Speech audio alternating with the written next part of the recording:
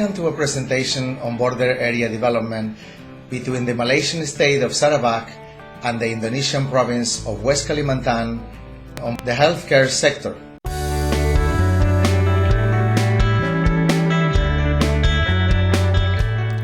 The global medical tourism market is currently valued at about $37 billion and is expected to reach $131 billion by 2025.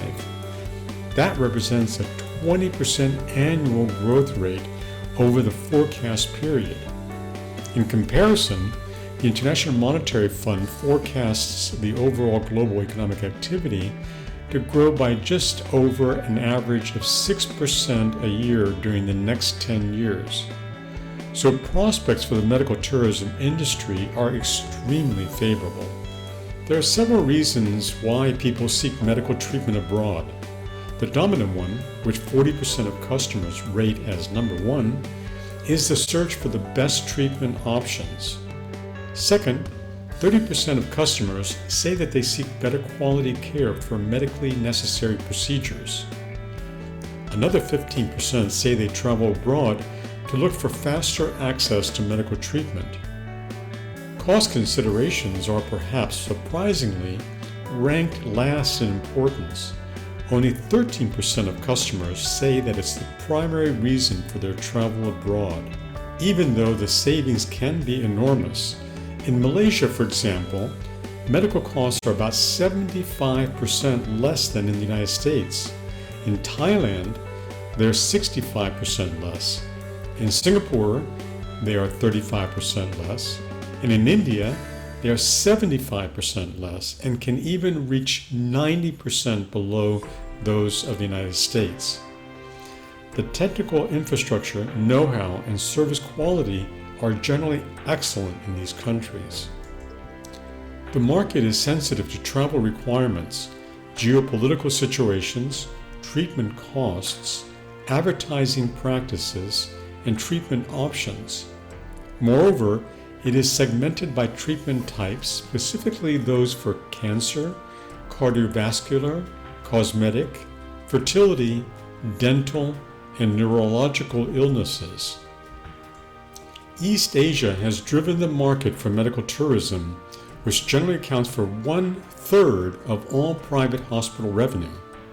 Key hospitals in the region include Prince Court General Hospital in Malaysia, Bumrungrad Hospital in Thailand, Sriwijaya Sukhumvit also in Thailand, and Raffles Medical Group in Singapore. Within East Asia, Thailand dominates the market with over 60% of the regional market, followed by Malaysia with 20% of the market, and Singapore with 14% of the market. The Philippines and South Korea each have about 4% and 1% respectively of the regional market.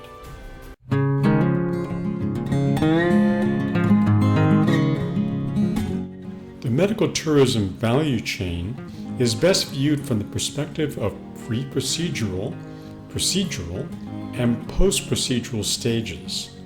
The pre-procedural stage in the value chain involves arrangements for patient logistics from home base to hospital. It can involve visa processing requirements and transportation arrangements. This step can be carried out by the hospital or a medical travel facilitator who functions like an agent and associated service provider for the hospital. The procedure stage is the key component of the medical tourism value chain. It begins with the arrival of the patient to the destination country and possible pickup by the hospital or service provider. Once in country, counseling for treatment and medical examinations take place, followed by the actual procedure itself. The immediate post-procedure stage includes doctor visits and monitoring for complications, recuperation in hospital and physical therapy, medical supplies, meals, and post-operative recuperation in the destination country, but outside the hospital. Afterwards, conditions permitting, recreation and tourism activities in the country may be organized. About 75% of patients use the hospital's vertically integrated facilitation department for touring arrangements. Afterwards, logistic arrangements are made to return to the home country. An important part of medical tourism is the follow-up care long after the person has left the country of treatment. There can be formal or informal coordination between the medical service providers and doctors in the customer's country, who is responsible for follow-up on behalf of the service provider.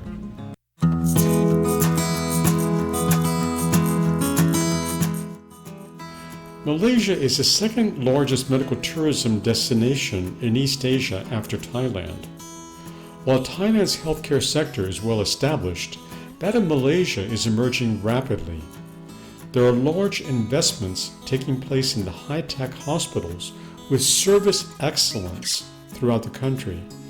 It's therefore useful to examine Malaysia's recent experience and expansion plans for the industry as a way to illustrate practical steps involved in gaining market shares in this rapidly evolving industry. The number of medical tourists arriving in the country in 2018 surpassed 1 million people.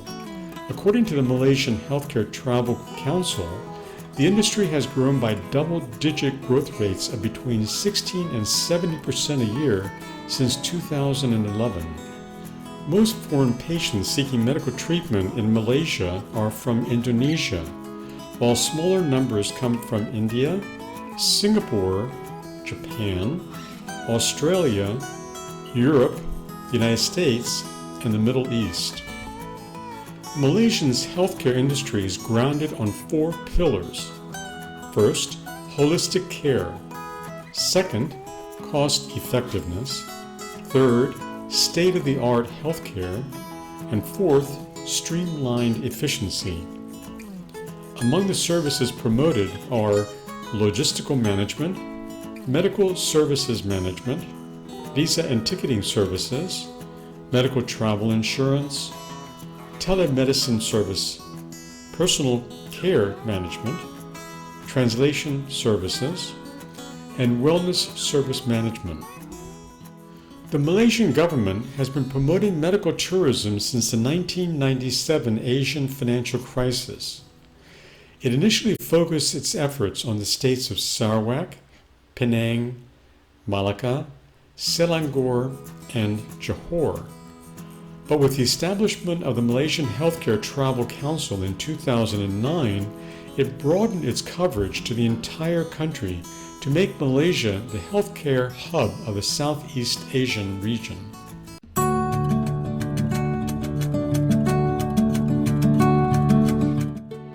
For cross-border collaboration in medical tourism, our focus is on Sarawak in Malaysia and West Kalimantan in Indonesia, since they are part of a large government effort to broaden services trade between the two territories. In West Kalimantan, medical facilities are extremely limited. There's a lack of both infrastructure and medical personnel. Existing facilities only provide basic medical procedures, so specialized medical care must be sought outside the province. There's a large flow of people at the border that are traveling from West Kalimantan to Sarawak for medical attention. They normally arrive in bus or other transportation means and are processed at the border. However, the purpose of their visit is not registered, so it's difficult to know how many are traveling for medical attention or for leisure or work purposes. Indonesian medical patients are therefore estimated by hospital registration records. Unfortunately, our experience in gathering information from these records show that they often lack sufficient information to collect reliable data. In fact, hospital estimates of Indonesian nationals vary by as much as 30 or 40 percentage points. On the positive side, our estimates of hospital costs suggest that most of West Kalimantan population does have the financial capacity to access private medical treatment in Sarawak. Sarawak offers excellent facilities for West Kalimantan people needing advanced medical attention. The focal point for these Indonesian people is Kuching, where there are 9 excellent private hospitals. One of the major hospitals in Kuching is Timberland Medical Center. It is centrally located near the bus and airport terminals, and it has numerous hotels and apart hotels surrounding its facilities. Its specialties cover nearly all branches of medicine, and its facilities include diagnostics and imaging, operating theaters, special areas for maternity services, and rehabilitation centers. Another important hospital in Kuching is Borneo Medical Center. It also offers a broad range of treatment options, including medical packages for comprehensive checkups and storage facilities for day visitors, as well as hospital rooms for longer stays. There are clinical support services like rehabilitation centers and nutrition advisory services. Beyond these existing medical centers, the government of Sarawak is seeking to greatly expand the state's share of the medical tourism market. As such, the government is targeting the promotion of well-designed healthcare centers that incorporate all aspects of the value chain, including connectivity, quality excellence of medical specialists, high-tech health equipment, nurses and medical technician training, and tourism links to Sarawak's outstanding natural environment in the post-procedure services.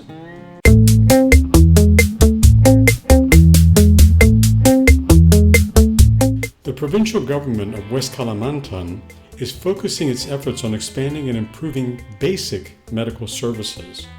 In contrast, Sarawak offers excellent facilities for West Kalimantan people needing advanced medical attention. While there are possible technological transfers from cooperative arrangements between West Kalimantan and Sarawak, it's recognized that the main interest of West Kalimantan people is access to Sarawak's high-quality facilities for specialized medical facilities at reasonable and competitive costs. Moreover, our estimates suggest that most of the province's population has the financial capacity to access private medical treatment in neighboring Sarawak. So, facilitating the current medical tourism flows from West Kalimantan to Sarawak should be the main focus of collaboration between the bordering territories. Don't forget to subscribe to this channel to keep up to date with industry-specific projects on cross-border value chains. If you enjoyed this video, give us a like below.